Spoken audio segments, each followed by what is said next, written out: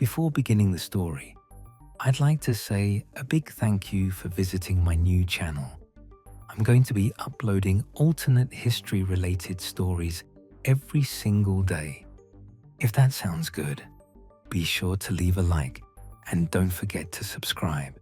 It means a whole lot when just getting started. I hope you enjoy the story.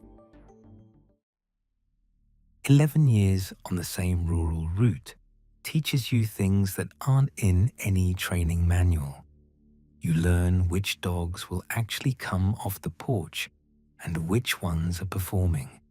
You learn which driveways flood in heavy rain and which ones look flooded but are fine. You learn the road itself, not just the turns and the addresses, but the specific texture of it, the way it rises and falls, the landmarks that tell you where you are without needing to check anything. You build a picture of a piece of geography so complete and so repeated that the picture and the place become the same thing in your head, which is why when the place stops matching the picture, you notice. It was a Tuesday in October, midway through my afternoon run. I have a habit of checking my odometer against landmarks, not because I need to, I know the route by feel at this point, but because 11 years of doing something the same way every day produces habits that run without your permission. I noted my reading leaving the grain cooperative on Route 9, and I noted it again passing the broken-down harvester that had been sitting at the edge of the Pell family's east field for going on 4 years.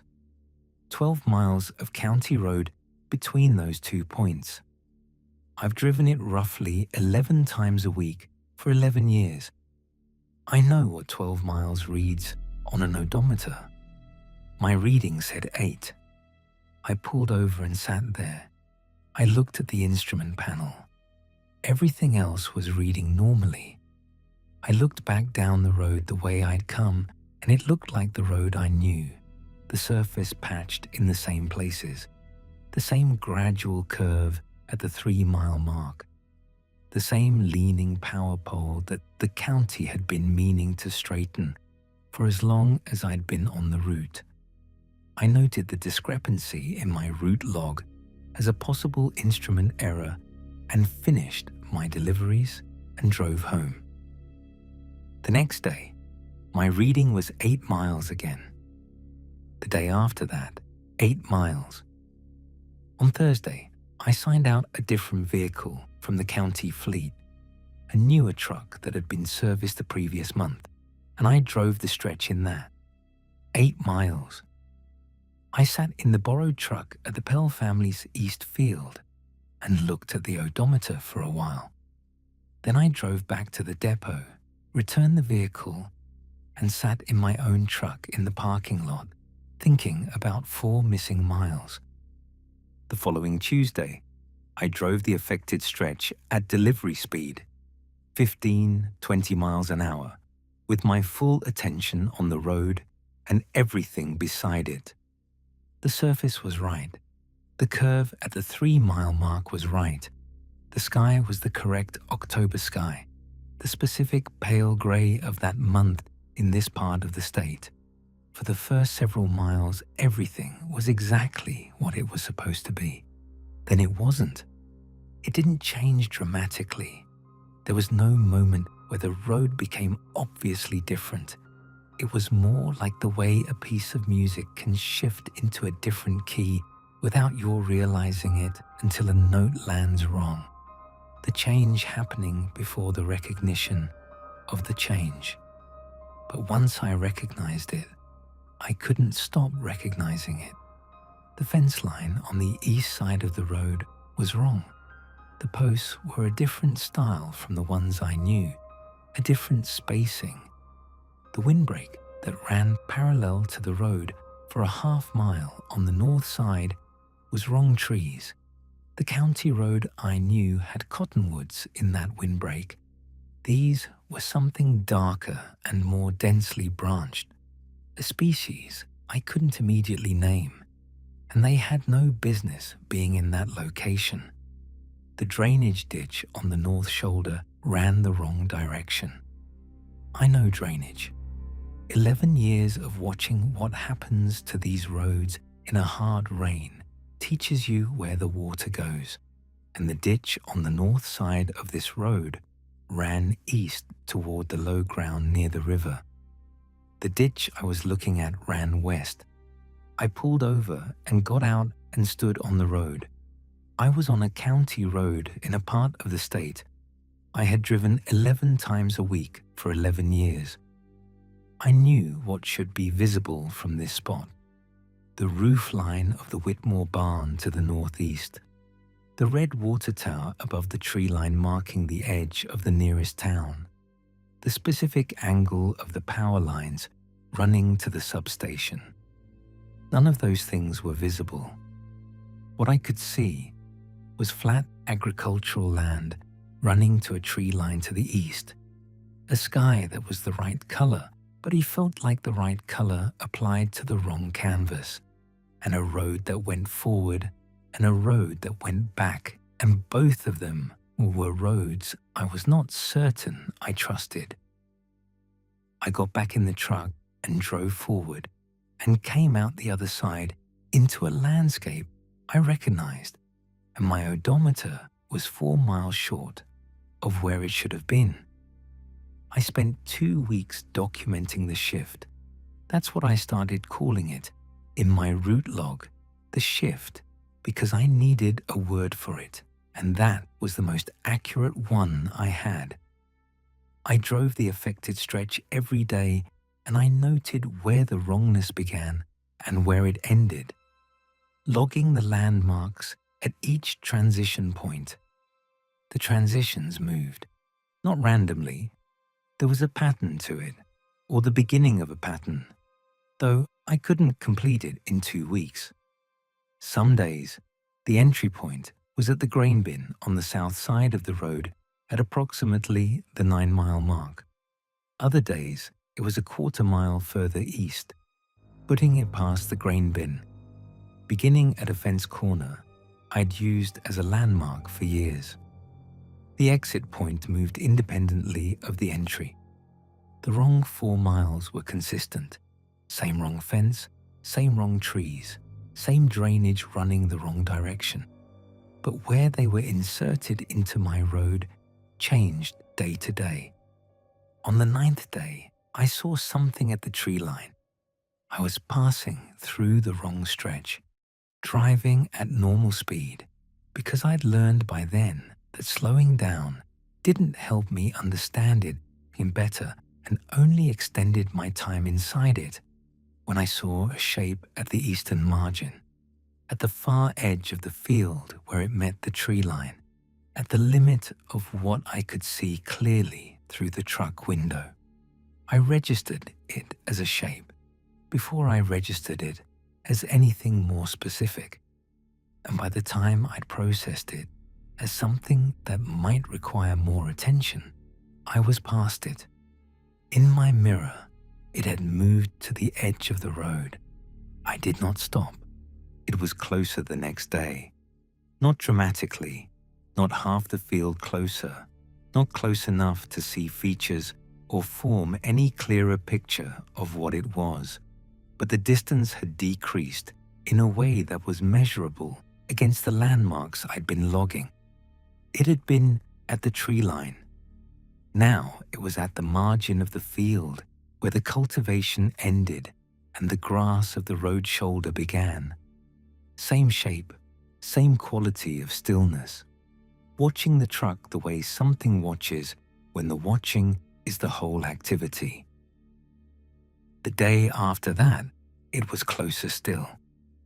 I started making note of the closing rate the same way I noted everything else: date, entry point, exit point, approximate distance of observation. It was the only thing I knew how to do with information I didn't understand. Log it and look for the pattern. The pattern I was finding was that whatever was on the wrong road was learning my schedule.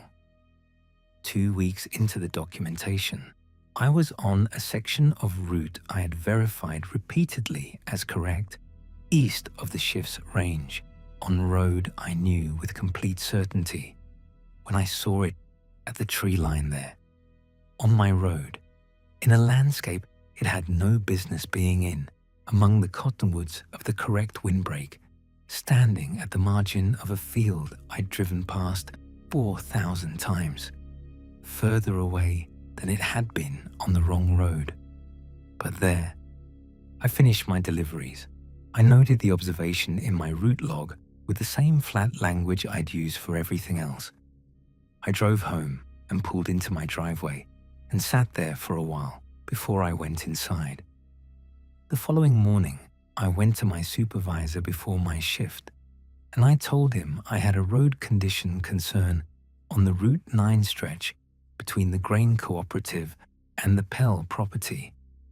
I told him I had mileage inconsistencies and GPS data showing irregular readings on that section, and that I wasn't comfortable running it until it had been assessed. All of that was true. The mileage inconsistencies were real. The GPS data was real. And what it showed, a 4-mile section where the coordinates did something that the county GIS office would have no explanation for, was real. He approved a temporary reroute using the Northern County Road, which added 40 minutes to my afternoon run and required me to cover the mailboxes on the affected stretch by doubling back from the north end. He flagged the road for a county assessment. The assessment found nothing. The road crew drove it twice, checked the surface, noted no structural concerns, and cleared it. By then, I'd already put in the request to make the reroute permanent, citing ongoing GPS irregularities. My supervisor was mildly puzzled, but not resistant. 40 minutes was within the acceptable variance for rural route adjustments, and the county had bigger issues than one mail carrier's instrument concerns. The reroute was approved. I did not drive through the affected stretch again. The presence did not appear on my road again after I stopped passing through the wrong section. I noted its absence the same way I'd noted its presence. Daily, in my route log, a single line confirming that the tree lines on both sides of my corrected route contained nothing I didn't recognize. After 3 weeks of clean observations, I stopped noting it daily and moved to weekly. After 6 weeks, I let myself believe that not presenting myself to it had interrupted something. I thought about what the wrong road was. I had a word for it that I'd been avoiding because the word felt like the kind of thing that made you the person who believed in that kind of thing. But I'd been a person who believed in instrument error and GPS anomalies for 6 weeks, and those explanations had run out, and the word I had left was the accurate one. There was a stretch of my road that opened onto somewhere else, and the somewhere else had something in it that had been getting closer, and the only thing I'd done that made any difference was stop going there. I thought that was probably right, and I thought probably was carrying more weight than I was comfortable with. The northern reroute brought me past Colt Deering's property at the far end of the adjustment, a quarter-mile north of the affected stretch. I'd been stopping at Colt's mailbox for 11 years. Farm property, one older resident, light mail volume, the kind of stop that takes 30 seconds. He was sometimes on the porch when I came by, and we exchanged the few words that 11 years of weekly contact between a mail carrier and a rural resident produces. Nothing more than that. On a Thursday in November, I had a package too large for the box, and I walked it to the door. He was on the porch in a canvas work coat, the kind of man who dressed for the weather rather than against it. We did our usual 30 seconds. Then I asked him. I said I'd been finding the road strange in that section to the south, the stretch between the grain bin and the Pell property. I asked if he'd ever found it strange. He looked at me for a moment. He said, "Which part of strange?" I said the part where the road doesn't seem to be the road it should be. He was quiet. He looked out at the field to the south of his property, which bordered the affected stretch along its northern edge, and he had the expression of someone deciding whether to spend something they'd been holding on to for a long time. He said his father had told him about that section when Colt was young, old enough to drive, but young enough that his father still felt the need to give him specific instructions about specific roads. He said his father had said the road did something out there that he couldn't explain, and that the explanation didn't matter as much as the instruction, which was to take the long way after dark.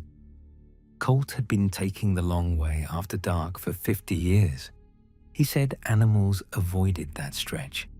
Not in any dramatic way, they didn't spook and bolt. They just declined to be in that section of road. He'd noticed it with his own animals, with the deer that used the fence lines throughout the rest of the property, with the dogs he'd had over the years. That section of road was empty of animals in a way the surrounding fields weren't. I asked what he thought it was. He said he didn't think about what it was very often because thinking about it didn't do anything useful. He said he knew what it did, which was it took a piece of road and replaced it with something else for a stretch, and that the something else had things in it that he didn't want to be around. And he'd arrived at that conclusion not from close observation, but from exactly the right amount of observation, which was not very much. He said it had been more active lately, the last few months, more active than he could remember it being in years. He didn't know what that meant in terms of what was driving it. He said things like that probably had seasons of their own, reasons for being more present at some times than others, the same way weather had its patterns. He said he was speculating. I asked if he'd ever told anyone. He said, "Who would I tell?" He said he'd lived next to it for 50 years, and his father had lived next to it before him, and the road had been wrong in that section for as long as anyone on this property had been driving it. He said it was the kind of thing that sounded like a person coming apart when you tried to say it out loud, and he'd had enough years that his reputation for being solid mattered to him, so he'd kept it. I thanked him. He nodded once in the way of someone who had given something away and wasn't certain yet how they felt about that. I walked back to my truck and I took the long way home without deciding to. It was just the way my hands went on the wheel. I run the northern route every day. The 40 extra minutes have settled into the rhythm of the job, the same way everything on a route eventually settles. It becomes the time it takes, and the time it takes becomes normal, and normal is what a route is made of. The presence has stayed off my road. I take this as evidence without overstating what it's evidence of. I passed through the wrong stretch for 9 days, while something on it was measuring the distance between itself and my truck, and I stopped passing through, and the measuring stopped. That's the sequence. Whether stopping the passes is what stopped the measuring, or whether the measuring stopped for some other reason, I have no way to know. I have a hypothesis. I'm aware it's a hypothesis. I still drive past the entry point of the affected stretch each morning on my way to the northern cutoff. The turn is close enough that I can see down the road, I don't take anymore. I developed a habit of not looking, the way you develop a habit of not looking at anything you've decided not to engage with. It works most mornings. One morning in February, early enough that the light was still grey and low, I slowed for the turn and looked. I don't know why I looked. My hands had already started the turn and my eyes went the other way. The road was empty. The tree line was quiet. The sky above it was the same sky that was above everything else, and the surface was the county road surface I knew, and there was nothing at any margin that I could see. Then the fence line on the east side went wrong. Not dramatically, not all at once. The posts were different, the spacing was different, and at the far edge of my sight line the windbreak held the wrong trees, dark and dense against the February grey. The entry point sitting exactly at the edge of where I turned off. The wrong road beginning exactly where I stopped taking it. Patient. The way something is patient when it has been in one place for a very long time and has no particular feeling about waiting. I took the turn. I didn't look in the mirror. I drove my route and made my deliveries and noted nothing unusual in the route log and came home at the end of the day and did the things you do at the end of a day. I ate something. I watched something on television that I couldn't have told you anything about an hour later. Before I went to sleep, I thought about what Colt had said, that it had been more active lately, that his father had known about it and his father's instruction had been to take the long way after dark, that the instruction had been enough for 50 years. I'm taking the long way. So far, the long way is enough.